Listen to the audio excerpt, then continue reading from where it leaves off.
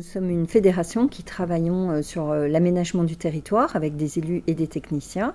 Nous les accompagnons en réalisant des études, donc des études sur les nouveaux modèles d'aménagement du territoire, les transitions, ou encore la mise en œuvre des SCOT. Et donc c'est à ce titre-là qu'on a travaillé sur un centre de ressources avec Machina Corpus. Et nous travaillons également sur des textes législatifs avec des parlementaires, avec le ministère. Et puis on informe nos collègues en territoire des évolutions législatives de l'outil SCOT. Et puis on les accompagne aussi techniquement sur le terrain, sur des thématiques particulières.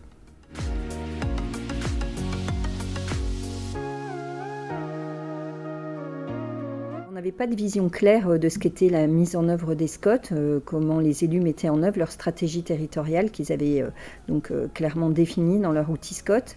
Et donc on avait besoin, sur les 21 politiques publiques, de connaître un peu les actions. Elles étaient au nombre de 160.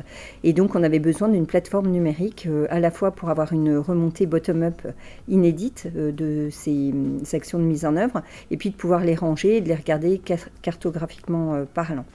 Et nous avons donc réalisé ce centre de ressources qui permet également de ranger des documents et d'avoir une vision claire de qui travaille dans les SCOT, sur quelle thématique, et que chacun puisse consulter les informations.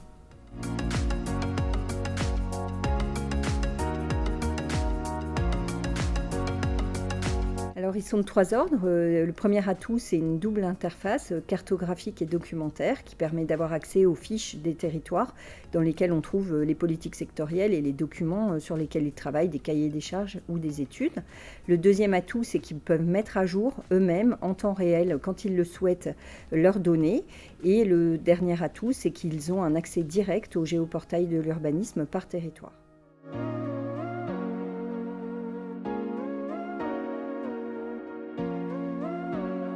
Alors effectivement, d'abord, ce qui a été décisif pour nous, c'est que Machina Corpus développe des logiciels métiers très qualitatifs, et donc ça nous paraissait vraiment adapté à notre métier d'aménagement du territoire. Puis par ailleurs, le fait que ce soit des logiciels libres, effectivement, ça a évité d'avoir des problématiques de licence d'exploitation, et enfin, on pouvait bénéficier des développements qui étaient faits par ailleurs pour d'autres partenaires.